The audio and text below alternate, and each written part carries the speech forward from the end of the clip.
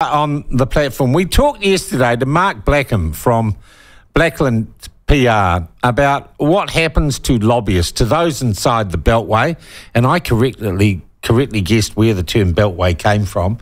What happens when there's a change of government, and how firms that try to get the ear of politicians or exercise influence or get audience with them get admitted to the court, how a change of government changes the way they do business. And it was an interesting interview. It really was. But part of this last government has been, and part of the moves have been a move to keep lobbyists and the public relations people at an arm's length. There are already disclosures about ministers having meetings and who they meet with. One of the things was a whole lot of people, a whole lot of lobbyists who had little access cards that got them in, basically just got them into the bar and the catering facilities at Parliament.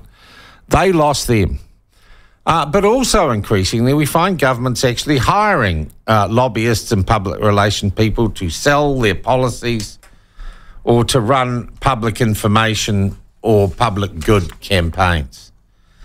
So where's all this going to go under a new government, and where should it go? Well, one guy, a good friend of the platform, one guy who's been writing a lot about this on the how influence is peddled and who peddles it, is our good friend Bryce Edwards, and he joins us on the line now. Bryce, how are you, my friend?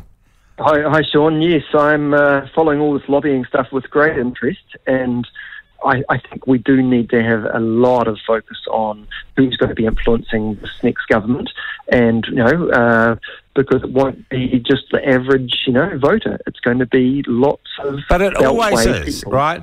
And are we just going to swap out the business PR guys for the trade unionists and their economists? Isn't this what happens in a change of government? You have one group of power brokers.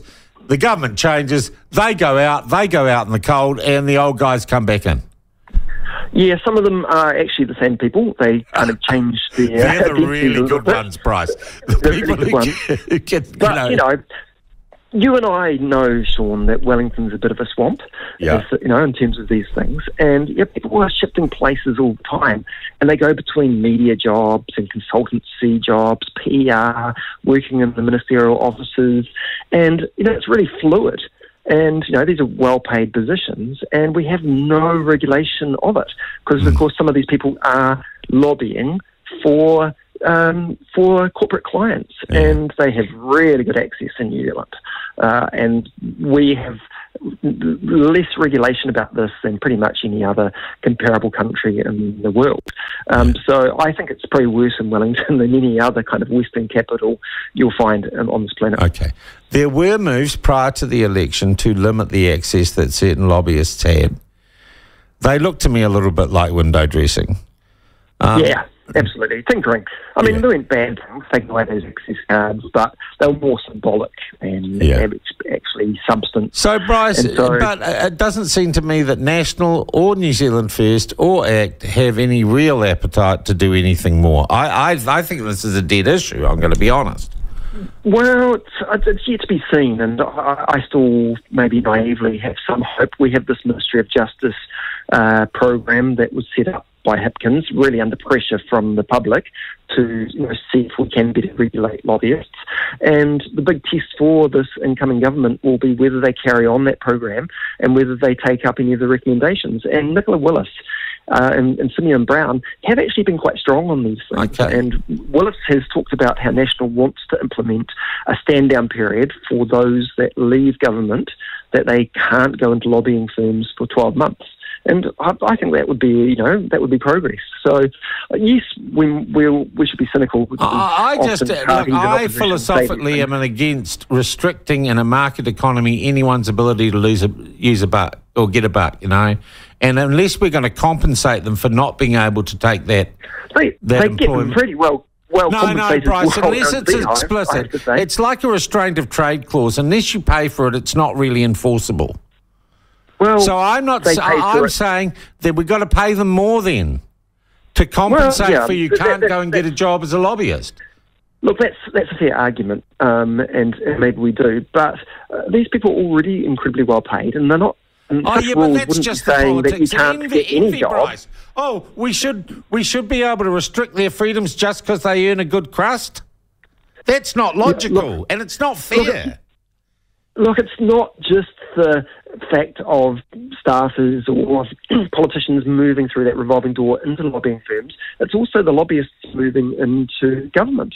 So, the last, I think, 4 out of 5 of chief of staffs in the beehives have been lobbyists moving into that role. Yeah. And at the moment, you've got reported in the Post today, quite a good piece, about how Wayne Eagleson, who used to be the chief of staff under Key and English, he's been a lobbyist for the last 6 years. Yeah.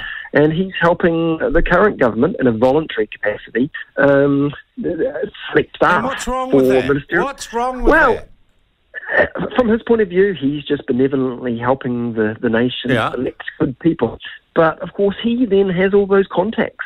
He's already got those contacts. He used to work for Jim Bolger back in the day. Yes, and Wayne Eagleson's been around a long, long time. He's got vast experience, and he knows Winston quite well, and he knows how coalitions quite well. Can you not accept that he might be doing this out of the goodness of his heart? Oh, look, it can be two things at once. But he's certainly going to have those relationships refreshed, and he's going to. And what's wrong with that? What's wrong with that? Because we don't know who his clients are. We don't know who Thompson Lewis are pitching for. They could know whatever corporate clients they are now has an inside track, and they have more influence in the public policy process than ordinary people. And it's all done. Do they, or do we just say that they can be open to the accusation that they do? Yep, and they can defend themselves and say, no, we don't have any influence, and that's what they do. But I don't think ordinary voters believe that. Yeah. They believe that sometimes you're having lots of funny decisions being made by government, and you on your program have pointed out some of these, and sometimes it's maybe iwi, maybe it's sometimes trade unions, sure. But the other thing is, this is just the changing of the guard, Bryce. I mean, Neil Jones and Clint Smith out, Wayne Eagleson and Mark Unsworth in. Yep, so the new flavour of more right-leaning lobbyists will have better access, but some of them are quite cunning. So if you're talking about Neil Jones there, he owns and runs Capital Government Relations, and so he's a canny operator, and so he's brought in Ben Thomas to be one of the directors. I always thought he's a bit of a plonker, to be honest, but well, he just knew the right people. Again, you can be both things. You can be a plonker and a canny operator. So he's brought in Ben Thomas to work in his agency, because his agency, was totally run by Labour staffers. Yeah. But now he's brought in ex-National Ben Thomas is that guy who worked for National for 9 months and now acts like he was almost the Prime Minister. Yeah, he's got a few good insights, though. Has he? Has he? I've never seen one. And they brought in Fletcher Tabato. So he used to be New Zealand First MP for 6 years. He was part of the Labour New Zealand First government. He was part of the ministerial executive.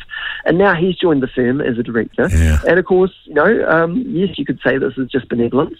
God, they're all a bunch of bloody grifters, Bryce. That's the problem. But grifting is the word, absolutely. And so he's going to be on speed dial to Winston Peters, and Ben Thomas is going to be on speed dial to Chris Luxon.